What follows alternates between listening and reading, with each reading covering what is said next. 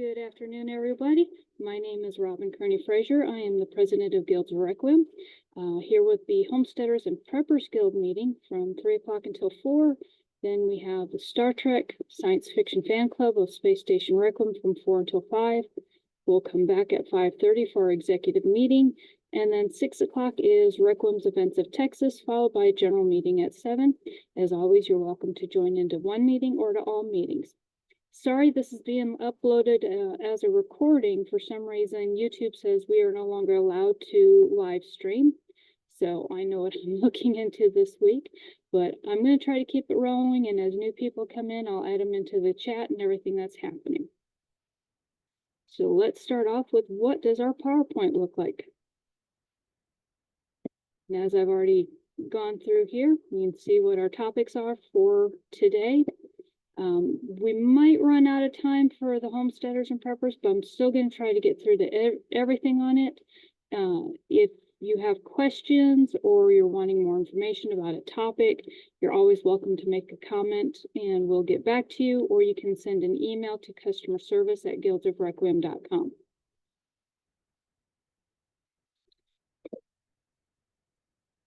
So what's up with Homesteaders and Preppers in September? Well, haven't heard already, we're in our National Preparedness Month. Sorry, my tongue is going to tie on me again today. We have a lot of activities. Our blog has been more active on the Agrarian Guild. August 31st, we participated in the Kerr County Emergency Expo. That was lots of fun. Got to meet a lot of people and a lot of great network connections.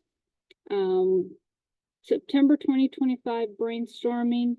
I am trying to reach out to members of the community, especially our Emergency Management Center, to see if they would be interested in co-hosting our September event in recognition of National Preparedness Month. We do have a start already for the March 2025 Homesteaders and Preppers Bazaar, and that is, give me a second here and I'll get you the actual date.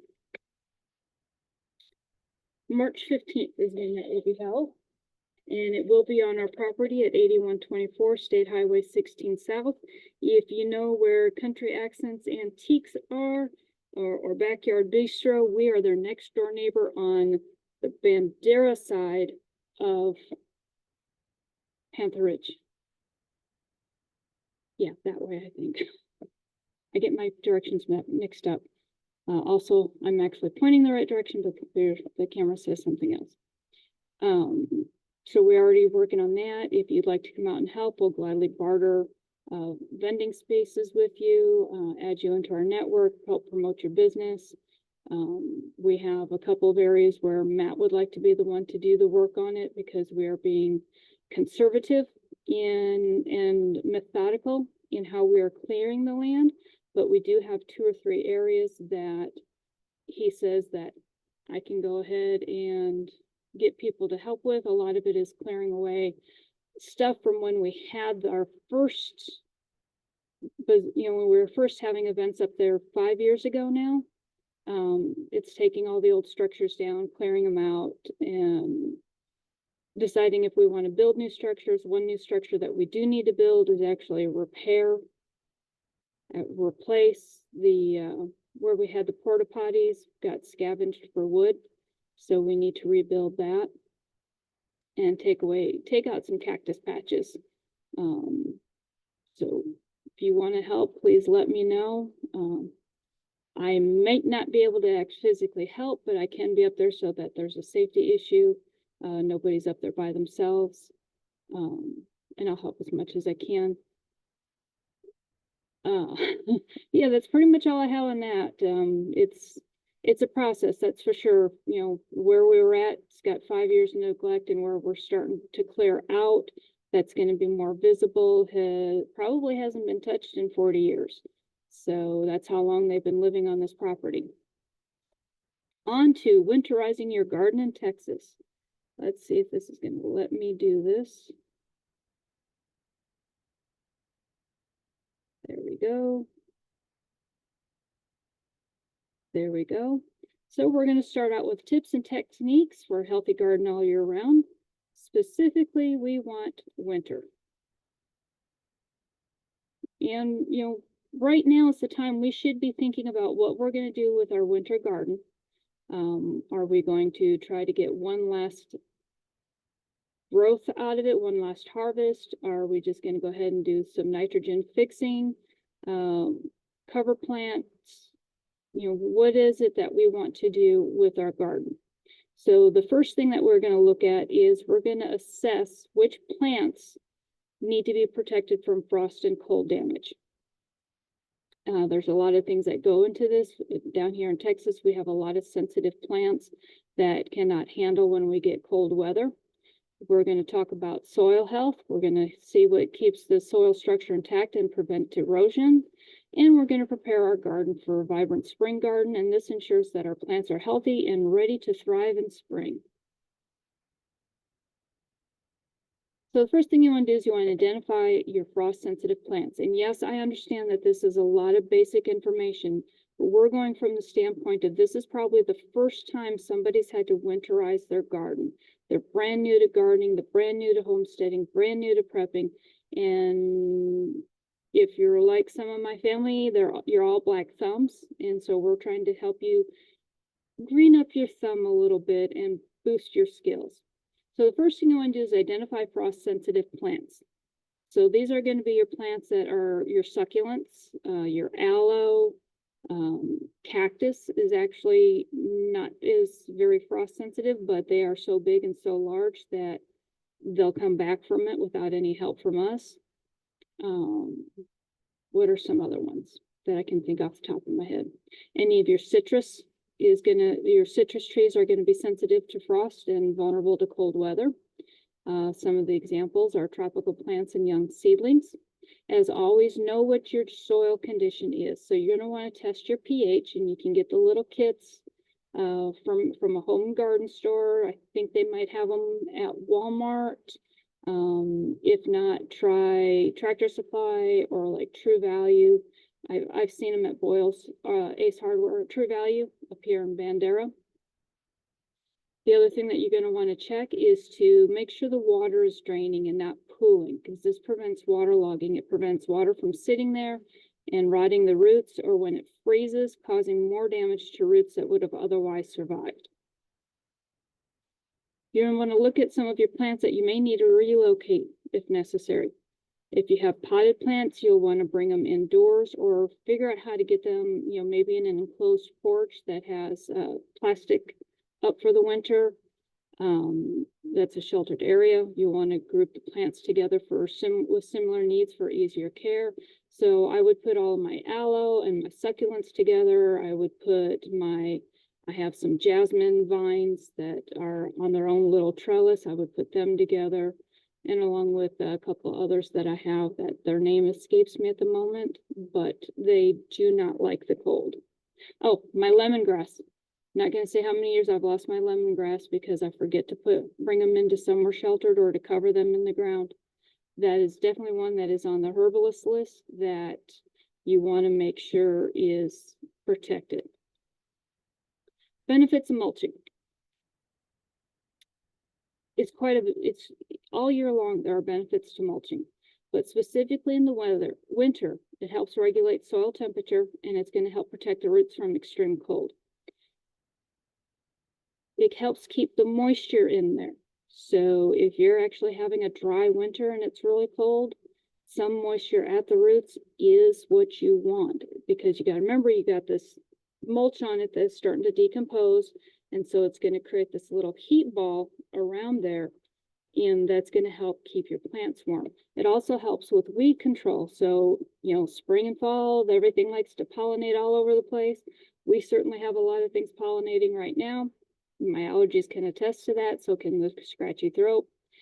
But if you have a good mulching down, that's going to make it harder for those seeds to get down into the ground and start propagating. It also makes it easier for you to see where these seeds have gotten down and started to grow, so you can go through and pull them out. A little bit time consuming, but it's definitely worth the time. There are two types of mulch. We have our organic mulch, which is straw, leaves, or wood chips. We actually like straw, and we actually use the pine flakes from our chicken coops. A lot of the things that we have in the ground, that we keep in the ground, they're established enough that if we're using the pine flakes out of our chicken coop, that any diseases or parasites are not going to present a hazard to our health when we're harvesting fruit next year. We don't use it for the stuff that we're harvesting right now, but we do use it in the winter for the stuff that we're going to harvest next year, or in the summer for the stuff that gets harvested in the fall. We always try to have at least a 6-month break in there from when we put the mulch down. We pull the mulch out, we pull the bedding shavings out of our coop, we let them sit for 6 months, and then we use them. That gets the decomposition started, and it creates a nice, beautiful mulch that's highly fertile. You have an inorganic mulch, which is plastic sheeting or gravel. I am not a fan of either one of those for different reasons. Plastic sheeting, because plastic, let's face it, is not good for our environment. It's also a pain in the bahuka to get up. It creates other issues that you don't want to deal with. We ended up with plastic pieces. The first time we gardened, we used plastic sheeting for the winter and put it along the base of all of our plants. And when we pulled it up in the spring, well, the type of sheeting that we had decided to degrade over the winter, and we ended up pulling up little pieces of plastic for the next 2 years. So we have moved away from plastic sheeting ourselves.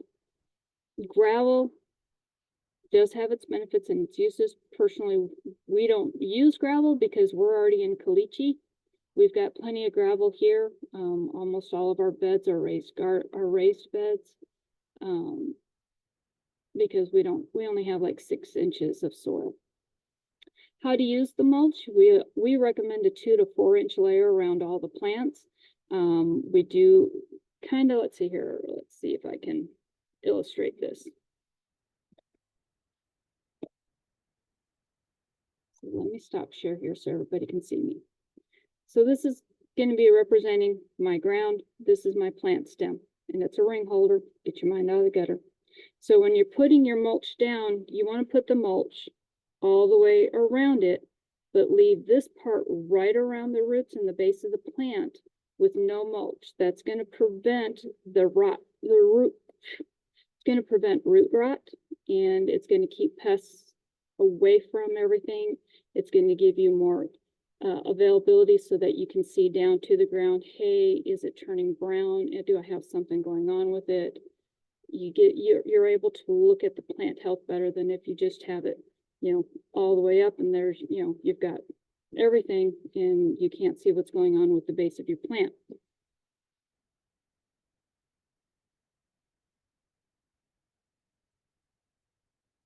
Okay. Goofy. Let's see if that's what it is. Sorry,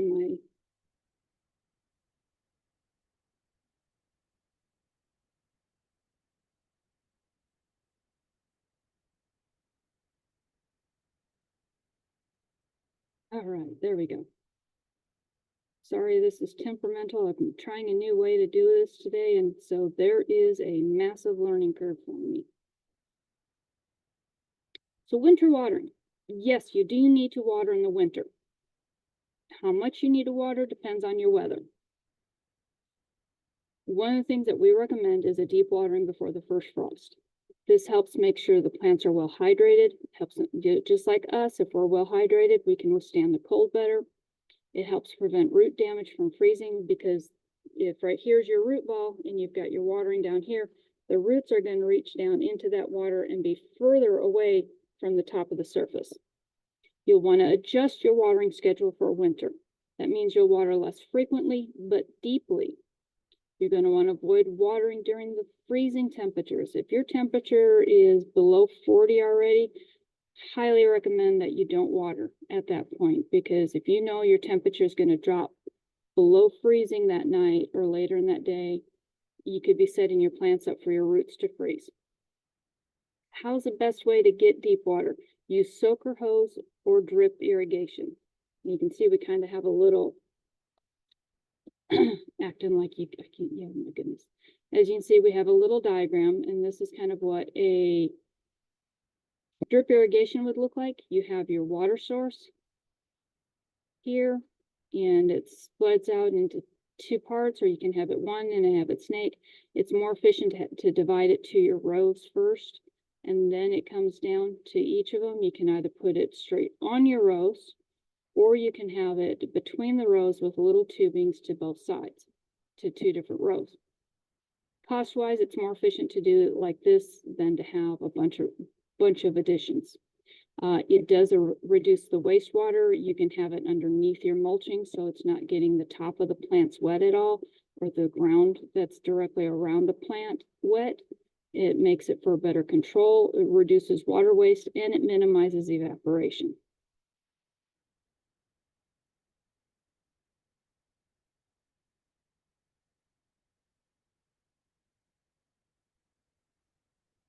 Protecting your plants. There's 3 ways that you can protect your plants, especially if it's not ones that you can bring in or huddle together everything. Use frost cloths and blankets. What's a frost cloth? A sheet. Take one of your old sheets, flat sheets, fitted sheets, whatever it is, could be starting, you just don't use it anymore. It doesn't go with your fashion, it doesn't go with your decor anymore. Keep a hold of it and use it to cover your plants.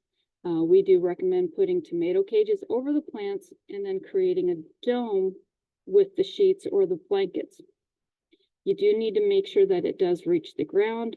We try to have at least a little overlay, and then we'll put rocks on it so the wind can't whip it away. And that helps trap the heat into that plant area.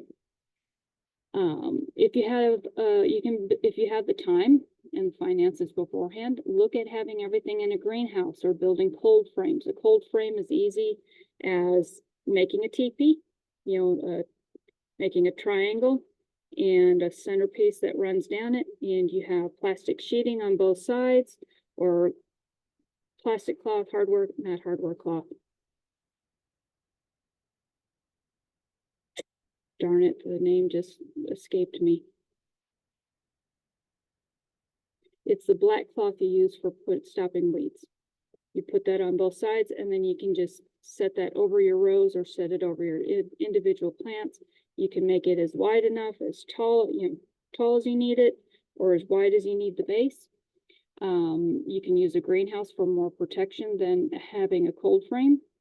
Once again, bringing potted plants indoors. They're the most sensitive plants that should be moved into a sunny spot in the house.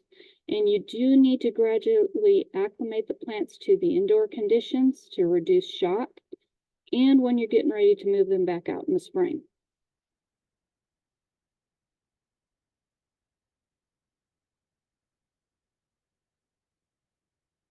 One second, I'm getting there. All right, soil care. This is my favorite part. Adding compost and organic matter. Yes, if you have a garden that's not being used during the winter time, add compost to it. Plant your nitrogen fixing ground cover. For us, we get pinto beans and lentils galore. We soak the beans for about 6 hours, and we just kind of throw them out there into the garden area. My husband's a little bit more particular than I am. The kids are a little bit more generous and going, wee, and just kind of tossing them wherever they land. I'm the meticulous one, and I'll kind of just make my little rows where I know that everything's going to be planted. And what this does is it helps bring nitrogen back into there. It'll grow. If you have any beans that need to be harvested, then harvest them right before they die and everything. Let them just be right there and act as an additional layer of mulch and organic composting, organic matter. And then when you till in the spring, it's going to help improve your soil structure and your drainage. So that was one of our little tips that we learned a long time ago that we love doing out in our gardens, and it has made such a difference. Avoid compacting your soil. So you want to be, you don't want to have to dig really hard into your soil. So you want to make sure that you're tilling it and breaking it up enough that you can just kind of pull up chunks of it with your hands or little pieces, and it should crumble away. For us, we don't have to worry about it if we're walking on our garden beds. All of our garden beds are raised. Like I said, we only have 6 to 12 inches of soil here, so we've got to do that 1 to 2 foot raised garden bed to grow anything. It's easier for us not to walk on them. Getting my dogs to not walk on them, or the cats to sleep in them. We've also had possums and raccoons, and nature loves to nest in our garden in the winter. That we kind of can't help, but we do the best that we can.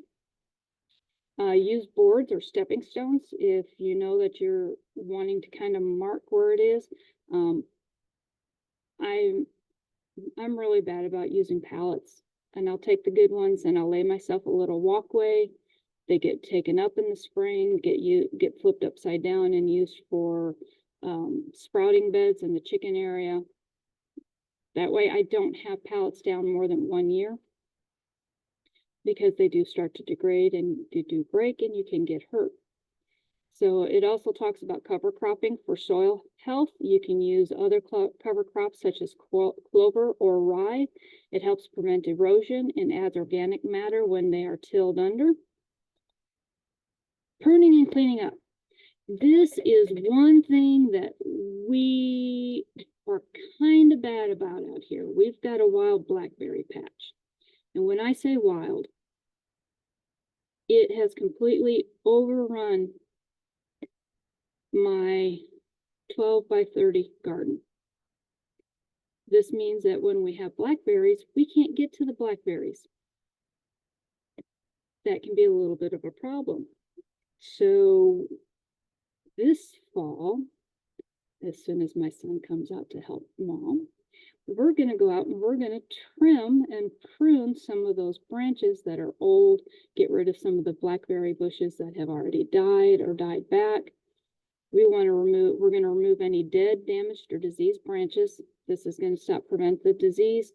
We're pretty lucky. Where we have overgrown areas, we don't have a lot of disease because we do practice organic gardening everywhere.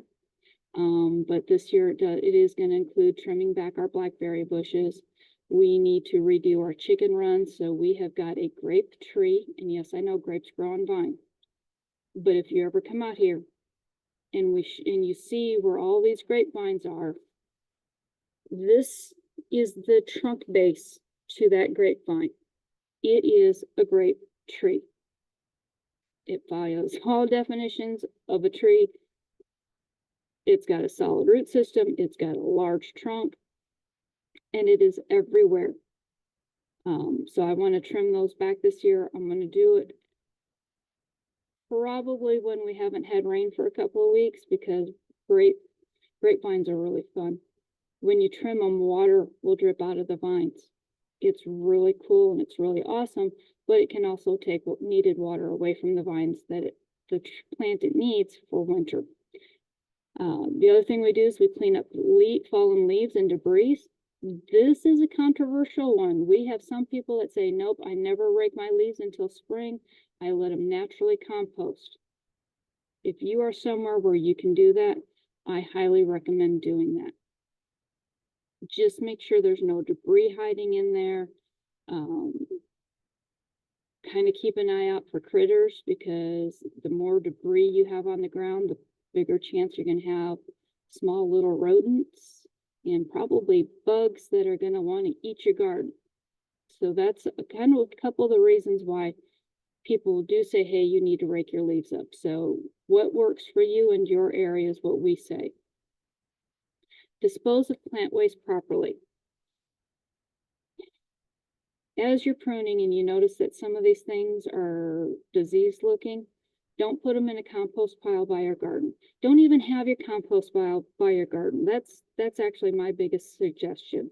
Have your compost pile be on the other side away from the garden, or 20 feet away from the garden if you can. That way, when you put things in there to compost, and remember to turn your compost pile, that's important in the composting process, is aerating and moisture in the compost. Keep it away from your garden. You don't want the disease to come back into your garden. After it's been in your compost pile for 6 months, that bacteria and disease has been killed from the heat of the compost pile. If you're in the city, you may want to consider using yard waste programs for large amounts, or going to the dump with it. That's always an option. So where am I at? 38, 39, 40. Come on. So, quick review. You want to start planning for the spring. Actually, I think I've got one more on here. Start planning for your spring now. Review how your garden is laid out and where you have your plants. This is where the rotating of your crops kind of comes in handy. So if you've had tomatoes in this flower bed, in this raised garden 1 year, move them to another one for the next year. Put legumes in there, put beans in there, put flowers, edible flowers in there. You want to assess your current garden design. For us, we ran into, no, you're not going to be able to see it. I'm back in my wheelchair. That's how life is. So we're having to redesign our gardens, our raised beds, so that I have access with my wheelchair. This is the perfect time to do it. I've already got all my final harvests in. We're not going to plant anything for next year for the winter harvest. So this is when you want to say, let me just say,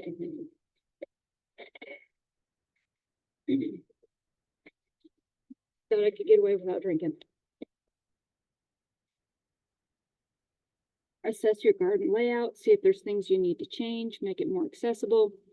Did you maybe make something too wide and you weren't able to reach your produce on the far side?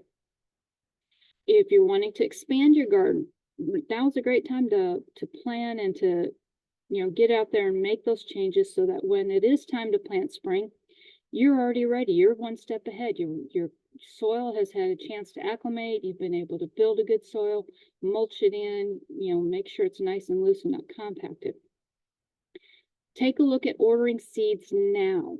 If you have a prepper group in your area that you go to their meetings, see if people would be interested in having a seed swap. When we do our Homesteaders and Preppers Bazaar in March, we have a seed swap at that time. We know it's a little bit late because people have already got their seedlings started down here in Texas. We'll probably still have a seed swap for the fall. So that gives you an opportunity to say, hey, I've got all these seeds. I don't know if I don't want to grow this anymore. Hey, you have arugula. Maybe I've got mustard greens and I want to try arugula. So I'm going to bring my mustard green seeds, put them in the little packet, write on there what it is, and I'm going to take some arugula. That's what a seed swap is. Or we can, you can network with other people. If somebody's looking for specific seeds, we can have a list that says, hey, Cheryl is looking for Lincoln peas. I don't know if that's an actual pea brand it is. It just popped into my head. And then we'll put her email address, or we'll keep it covered up.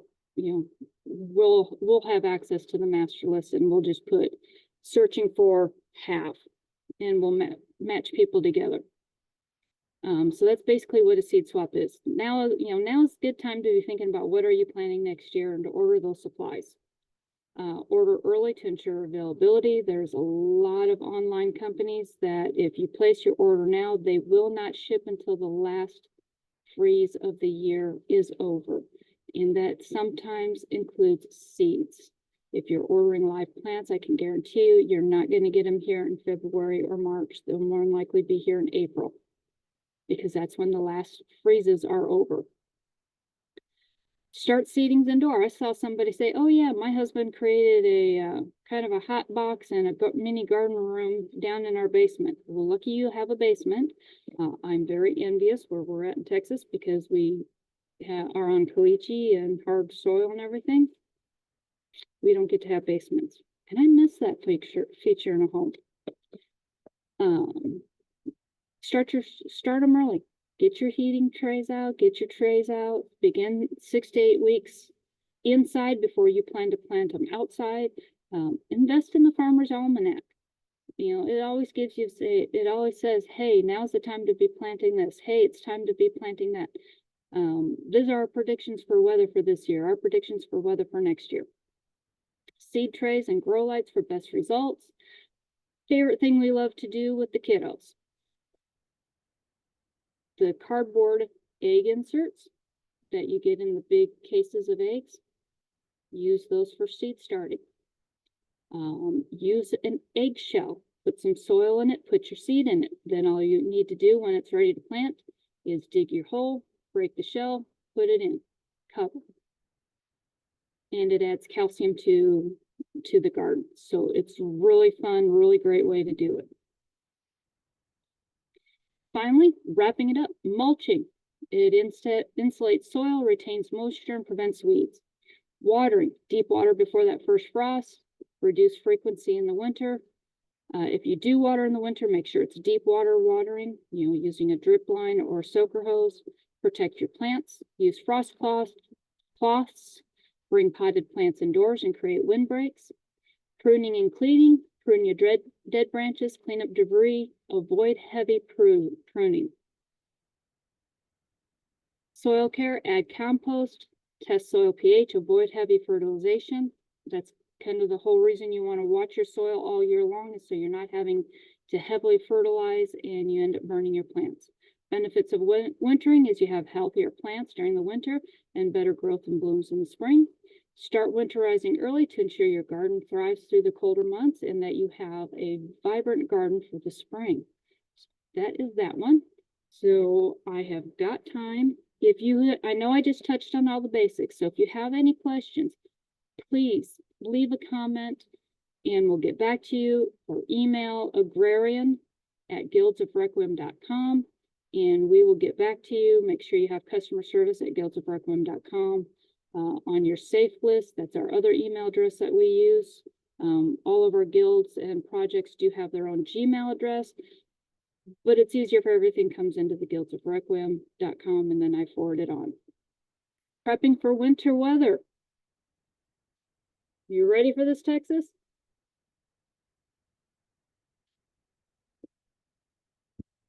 I moved to Texas in 1995.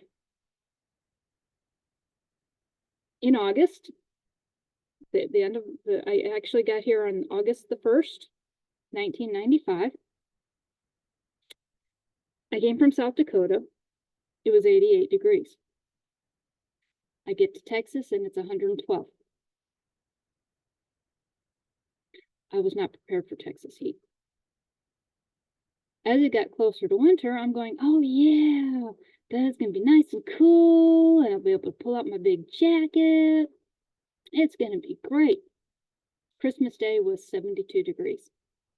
While my family up in South Dakota was dealing with -4 and a foot of snow on the ground. That was a culture shock for me. With the snow of 2004 that made it all the way down to Corpus Christi, and then Snowgeddon of 2021, I have learned that Texans are not prepared for winter. It's not something they have to deal with. Yeah, it can get cold sometimes, but not for very long. Especially central and southern Texas, we have very little snow. I know Dallas, I know y'all get some snow up there in the Panhandle. But once you kind of hit that I-10 down, we're not used to snow. That I-10 corridor and further south, we're not used to snow here. I forgot how to drive on snow when I went back to South Dakota for a visit. I decided, you know what? I'm just going to get someone else to drive because I forgot how to drive. So even though we have mild winters down here, we still need to be prepared to stay safe and comfortable during the cold months. Okay, give me a second. 3, 4. So what kind of winter weather are we dealing with? There are at least 4 different terms that you need to know if you've never looked at the winter weather before, especially down here in Texas. We kind of don't have a whole lot of these. A blizzard, that has a heavy snow. We're talking accumulation of inches per hour. Has strong winds where you can't, if you're doing this in front of your face, you can barely see what's in front of you. If you have glasses, they frost up and they freeze over. You've got your little scarf on, you fog your glasses. That's just the fun of cold. Blizzards are heavy snow and strong wind with reduced visibility and dangerous travel conditions. If they are saying that blizzard conditions are possible, stay where you are. Don't test it. Don't try it. Stay where you are. If you need to travel home, you need to travel for work, cancel the, figure out how you can stay till that blizzard has passed. One of the most frequent ways that people die in the winter is they're traveling during a blizzard. They can't see where they're going. They end up in a ditch, or they end up in an accident, or they ended up stranded in the middle of nowhere with no help, possibly for 72 hours. Depends on how bad it is. It's not quite so bad now as we have cell phones from when I was a kid, but you are still going to be stuck there waiting on help. You need to get out, if that happens, you need to get out, make sure that your exhaust stays clear so you don't get carbon monoxide poisoning back inside your vehicle. But if you do have to travel and you get stranded, stay with your vehicle. I've been seeing something that has a lot of sense behind it. Change your voicemail on your cell phone number to "this is where I am. I'm at mile marker in this place at this time. My vehicle is stalled." Tell them what's going on. When you don't arrive at your destination, people are going to call your cell phone, and they're going to hear this. They're then going to be able to call to have help sent to you. That is the best tip that I have heard so far. I'm sure we'll find out if it works or not. One thing that, going on to the next topic, freezing rain. This is when it's coming down basically as ice, super cooled water, and when it hits the frozen ground or asphalt, it instantly freezes upon contact, and it creates a layer of ice, and that's when people fall on their bums, slide their cars. This is where black ice comes from. This is where the road looks like it's just wet, but as soon as you hit it, you start sliding uncontrollably. That is black ice. If freezing rain is occurring, once again, stay home. Don't try it. Stay where you are. Make arrangements to stay where you are. Wait for the storm to pass before you travel again. Snowstorms. This is the one where Texas got caught with its knickers down in 2021. It was heavy snowfall over a short period of time, which accumulated quickly and disrupted daily activities. Texans and all the other southern states, for the love of God, when it's snowing, slow down. So many accidents happened in 2004 and 2021 because people tried to drive the speed limit on roads that were not prepared, that our infrastructure was not prepared to make safe, with no experience of driving on snow. That is the #1 cause of accidents, is inexperience. So don't. Sudden cold snaps, that's just a sudden severe drop in temperature. It can pose a risk to your health if you are out into it so long, and it can put a strain on our infrastructure, specifically our power grid, which we are quite familiar with in Texas. So, preparing your home. You know what kind of weather's coming. You're paying attention to the weather, to the weatherman. If you're like me, I don't know if y'all will be able to see my phone or not, but I have, there we go. I have like 4 or 5 weather apps on my phone. This one is by far my favorite, if it'll load up and where people can see. No, this is the weather radar. We don't have anything, so that's why it's not looking like it. Know what your weather's getting ready to do. You need to pay attention to the world around you. You can politics and all that aside, pay attention to your weather. This helps you know when you need to kick up your home preparation. Things that you should already be doing as regular home maintenance. Plan this for your fall to have it prepared for the winter. Insulation. Check to make sure your insulation is good. If you have no insulation, put insulation in. Get blown insulation. Get expanding foam insulation. Insulate your walls and your attic. I know Texas has attics. My husband goes up there and as an electrician. Texas has attics. These will help retain heat in the winter, cool in the summer, and reduce your energy costs. Weather stripping. Seal your doors and windows to prevent drafts. This keeps the warm air inside or the hot air outside in the summer. Pipes. This is one that Texas really needs to pay attention to because we have either slab on grade. Sorry, there's nothing much you can do for your pipes there. But if you're on pier and beam, your pipes are exposed to the elements. Wrap exposed pipes. They have them. They look like a pool noodle. They're already sliced. Put them on up there. Zip tied to keep them there. This will keep them with insulation or heat tape that prevents them from freezing and bursting. 2021, we had a water fountain out the back of our trailer where our water line comes into the house, cracked. Couldn't figure out why we had no water. This was before the power went out. So I look out back to see if there's, anything wrong with the generator, and I notice we have a nice ice sculpture. So that was the year that I was listened to, and all of our pipes got wrapped after that. Gutters. If you have gutters on your home, make sure you clean them. That should be just a matter of maintenance twice a year. Get all the leaves and brush out of them, and gunk, dirt, sand, whatever accumulates up in there. That helps keeps your gutters flowing. It prevents ice dams, which can then leak into your house and cause damage. Helps keep them clean so you're not having all this weight of the ice on your gutter where the gutter can come down. Also prevents that water might freeze. If the gutter is full and unable to drain, the water will freeze down and you end up with icicles, which can fall on people and cause injury. On to the next one. Emergency supplies. If you are prepper, probably a stereotypical prepper. No, just a prepper. You probably already have one of these bags in your vehicle. As you can see, it's got a shovel, some light sticks, jumper cables, fire extinguisher.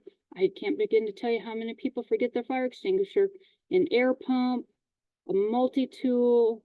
I think I see a first aid kit in there. These are all available. This is just a picture I pulled off of Amazon. Put in emergency supplies, emergency vehicle supplies, and this is going to come up. They range anywhere from $20 to $200. What do you already have? What do you need? This is something that should be in your vehicle all the time, not just in the winter, not just in the summer, not just on trips, all the time, because you never know when you're going to need it.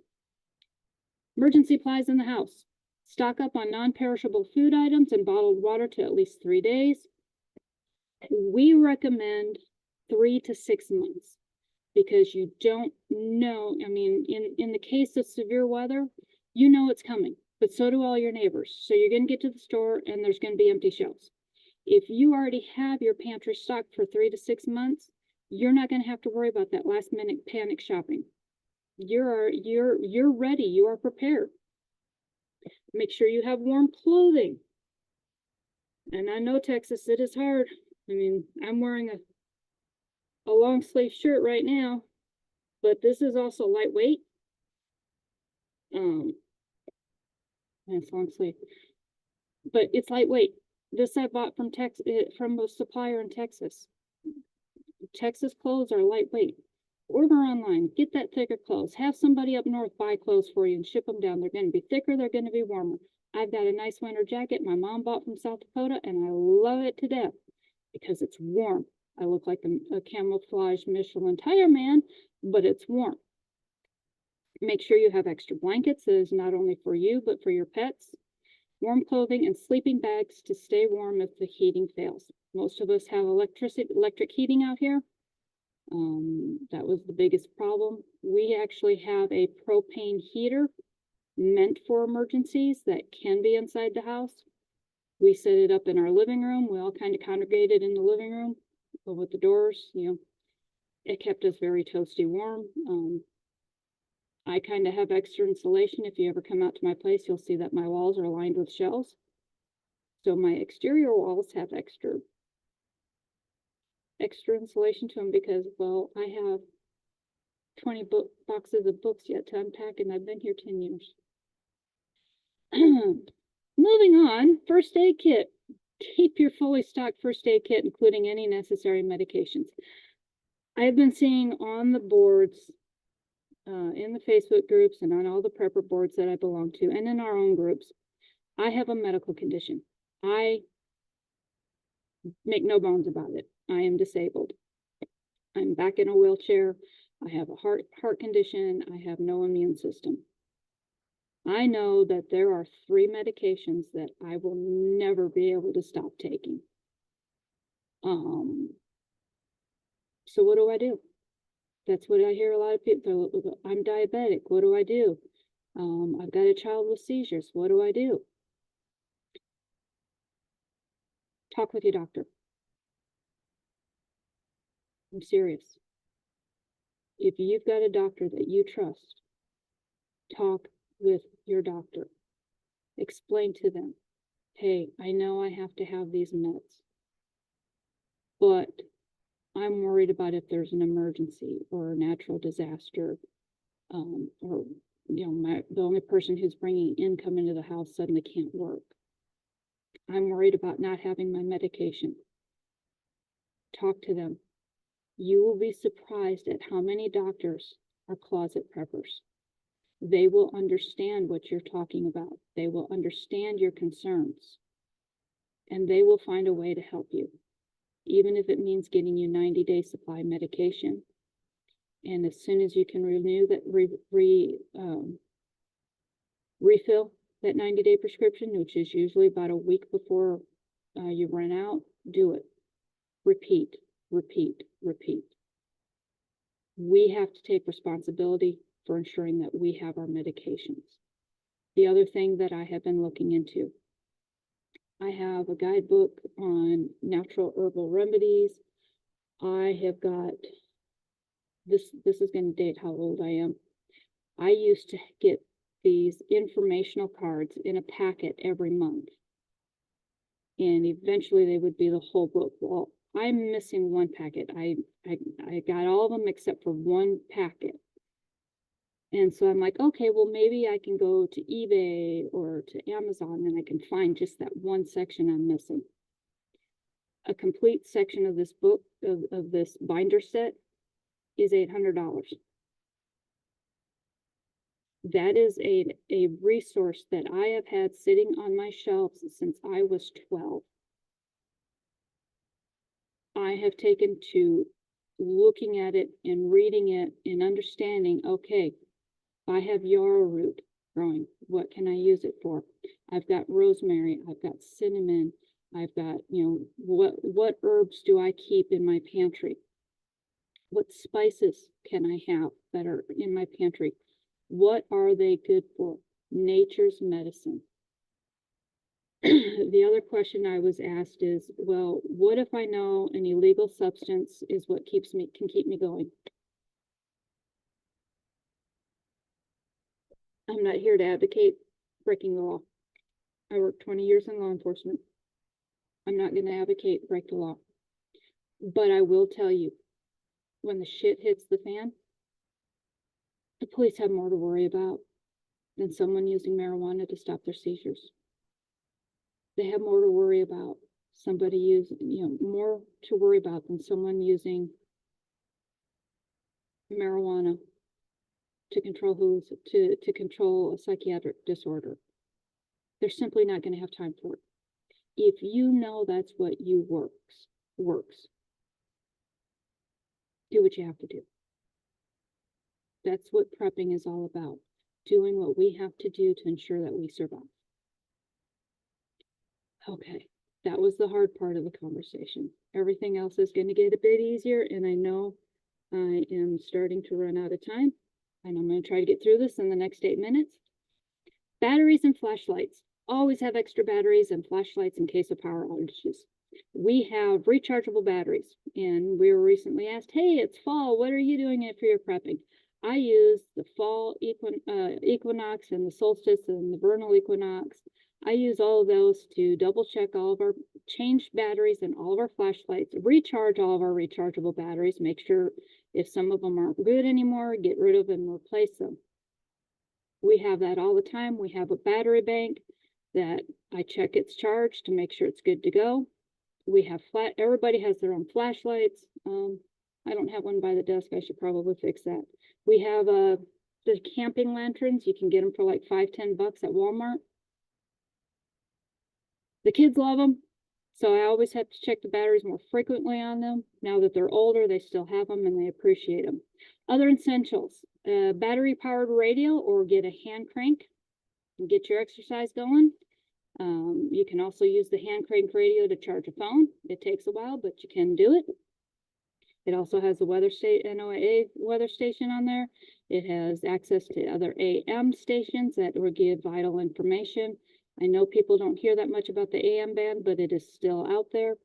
The FM band will have like your public radio. They'll still let you know what's going on. Make sure you have extra batteries. Manual can opener, that is the #1 item people forget about when they are prepping, is how am I going to open my can? Okay, I need to get through these last ones. Vehicle supplies. I'm going to run through them here.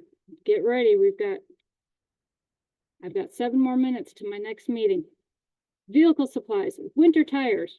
Down here in Texas, we really don't have this option. Install winter tires to improve traction on snow and ice covered roads. We just don't have to use them here in Central South Texas. That's, it's kind of a hard one for us to do, but if you live somewhere where you have regular snow, get your winter tires on. Emergency kit, that bag that I just showed you on the other one, keep that in your vehicle all times. Doesn't matter what the weather is, doesn't matter what time of year it is, whether you're going to work or whether you're going home or going on vacation. Keep it in your vehicle. Maintain a full tank of gas to prevent fuel line from freezing and assure you have enough fuel in case of emergency. #1 thing I was taught when I was a kid. Always keep your top half of your tank filled. Always. Don't let it get below the half mark. That's going to keep you going. You'll always have a half a tank of gas. Do not have a gas can in your vehicle that can put fumes in it.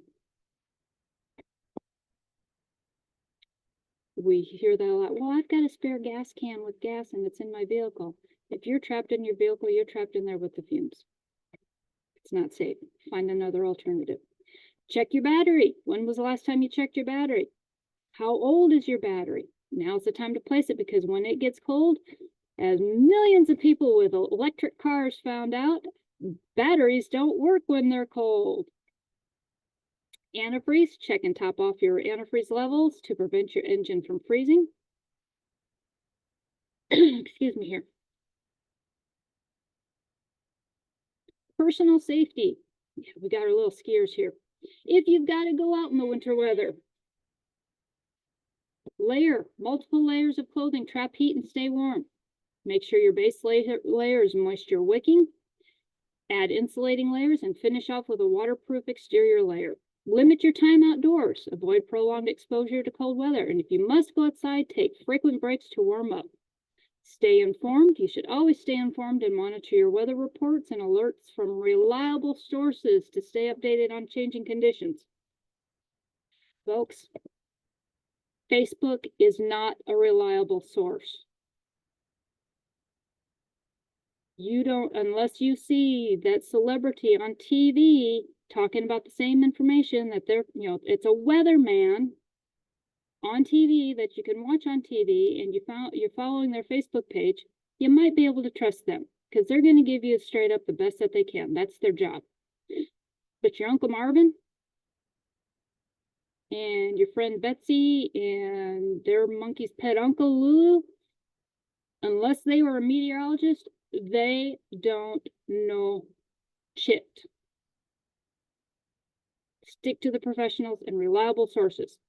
Carbon monoxide safety. If you have generators, grills, or other fuel burning devices outside and away from the windows to prevent carbon monoxide poisoning from coming in your windows, along with fire detectors, have carbon monoxide detectors right next to them in your home.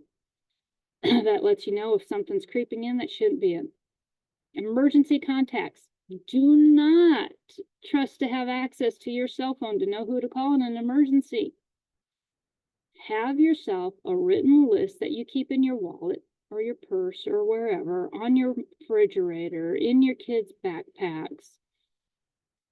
Put it on a note card, big note card with lines, laminate it, hole punch it, put it in a little lanyard so you can find it easy.